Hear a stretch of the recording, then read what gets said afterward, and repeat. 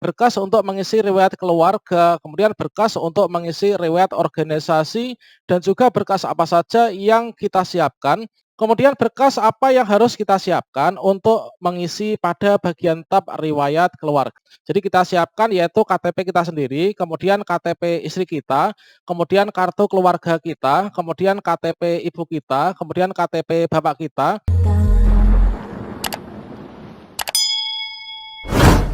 Ketika kita dinyatakan lulus seleksi P3K Guru tahun 2021, maka langkah berikutnya kita melakukan pemberkasan dan juga pengisian daftar riwayat hidup di SSC ASN. Untuk yang pertama, di sini kita melakukan pengisian data perorangan. Berikutnya kita mengisikan riwayat pendidikan dan juga kursus. Kemudian pada bagian tab ketiga, inilah kita mengisi daftar riwayat pekerjaan, tanda jasa atau penghargaan dan juga prestasi.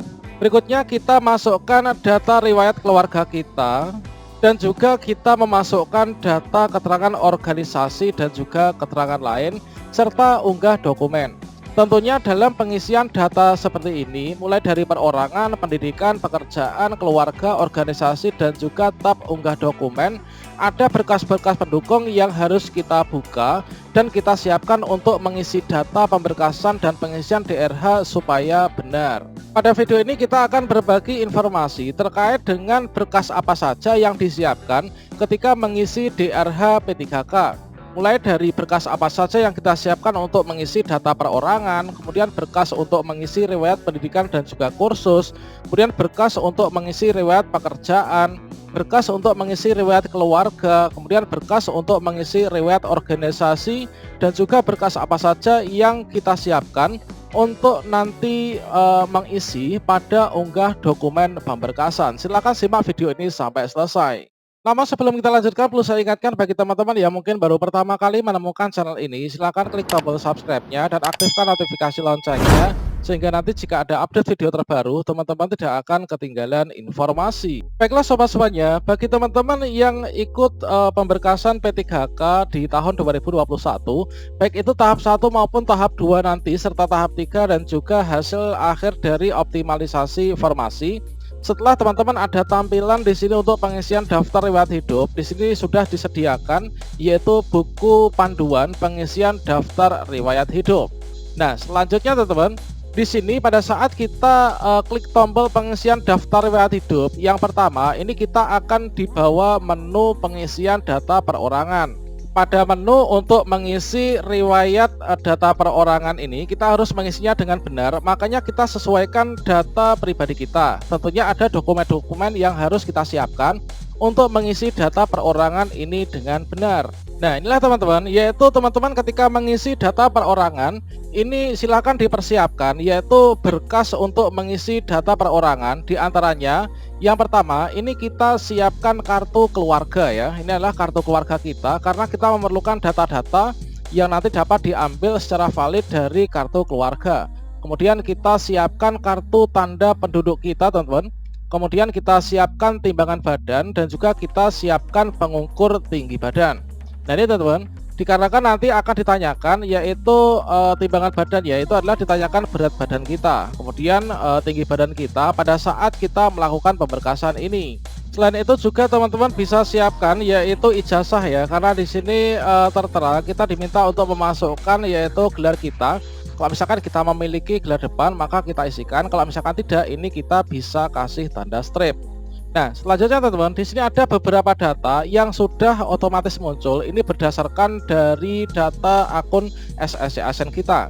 Nah, kita hanya mengisi yaitu data yang mana di sini masih kosong. Ini harus kita isi. Perihalnya di sini untuk alamat domisili. Nah, ini teman-teman kita isikan tentunya sesuai dengan data KTP dan juga KK kita, teman-teman. Kemudian di sini tinggi badan ini kita ukur, kemudian berat badan, kemudian pilihan warna rambut dan lain sebagainya, bentuk muka. Nah ini kode pos. Nah ini teman-teman. Nah di sini teman-teman pastikan kita membaca ya untuk petunjuk pengisian data perorangan. Di sini ada 7 hal yang harus teman-teman pelajari. Jadi untuk mengisi data perorangan itu adalah siapkan berkas tadi teman-teman. Selanjutnya pada bagian tab kedua yaitu pendidikan. Di sini kita diminta untuk mengisi riwayat pendidikan dan juga kursus ya. Nah, kira-kira berkas apa saja yang harus kita siapkan untuk mengisi data riwayat pendidikan dan juga kursus ini supaya benar, teman-teman. Nah, di sini untuk mengisi data riwayat pendidikan dan juga kursus, di sini ada berkas-berkas yang harus kita siapkan ya. Di antaranya yang pertama, ini kita siapkan ijazah SD, teman-teman. Nanti data-data dari ijazah SD itu kita perlukan untuk mengisikan DRH pada bagian riwayat pendidikan. Kemudian kita siapkan ijazah SMP. Nah, kemudian kita siapkan yaitu ijazah SMA atau SMK. Kemudian kita siapkan juga yaitu ijazah perguruan tinggi kita. Selanjutnya kita siapkan sertifikat kursus. Ini adalah untuk mengisi riwayat kursus. Jadi kita persiapkan berkas-berkas itu tadi ketika kita mengisi bagian tab riwayat pendidikan, teman-teman. Nah, ini nanti kita bisa tambahkan ya, tambahkan pendidikan mulai dari SD, SMP, SMA. Kemudian data-datanya ini kita sesuaikan dengan data kita, yaitu ijazah yang kita sudah siapkan tadi. Kemudian di sini untuk bagian kursus atau latihan dalam dan juga luar negeri, ini kita siapkan berkasnya supaya nanti data yang kita isikan ini benar, teman-teman. Kemudian pada bagian tab ketiga, ini adalah kita mengisikan riwayat pekerjaan, penghargaan, dan juga prestasi. Nah, tentunya di sini ada berkas-berkas yang harus kita siapkan jika kita memiliki, teman-teman. Nah, ini kita siapkan berkasnya nanti untuk mengisikan pada bagian ini. Nah, sobat-sobatnya, untuk kita mengisikan pada bagian riwayat pekerjaan, ini kita menyiapkan berkas-berkasnya. Di antaranya yang pertama, ini kita siapkan surat pengalaman kerja. Kemudian kita siapkan sertifikat tanda jasa atau tanda penghargaan. Kemudian kita siapkan yaitu sertifikat prestasi ya. Nah, pada bagian ini kita mengisi riwayat penghargaan, pekerjaan, dan prestasi dengan sejujur-jujurnya, teman-teman. Kita bisa menambahkan, mengubah data, riwayat pekerjaan, penghargaan, dan juga prestasi sebelum nanti klik tombol akhiri pengisian daftar riwayat hidup. Kalau misalkan sudah selesai, maka di sini kita bisa klik selanjutnya untuk melanjutkan pengisian pada bagian riwayat keluarga.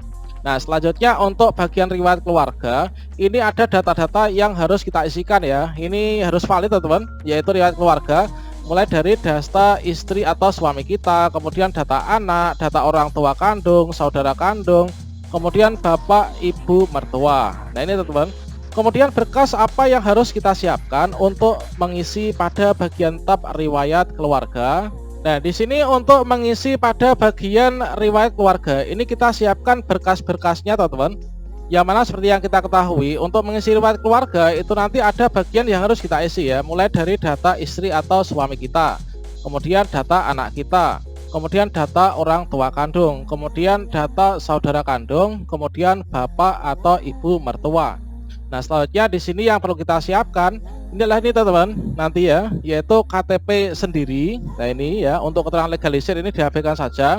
Jadi kita siapkan yaitu KTP kita sendiri, kemudian KTP istri kita, kemudian kartu keluarga kita, kemudian KTP ibu kita, kemudian KTP bapak kita.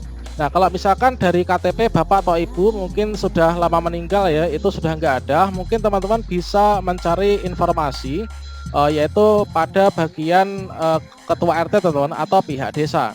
Dan selanjutnya teman-teman bisa ikuti arahan dari BKPP masing-masing. Apakah kalau misalkan sudah meninggal orang tuanya, itu nanti cukup dimasukkan nama saja, kemudian kita tulisi dalam kurung ALM ya, atau almarhum. Kemudian apakah nicknya juga harus ditulis, maka teman-teman nanti silahkan pantau pada bagian web instansi masing-masing, nanti akan diberikan panduan. Kemudian kita siapkan KTP saudara kandung kita, KTP bapak mertua, KTP ibu mertua, kemudian akta nikah kita, kemudian akta lahir sendiri, akta lahir istri, dan juga akta lahir anak kita. Nah, selanjutnya pada bagian yang kelima yaitu riwayat organisasi.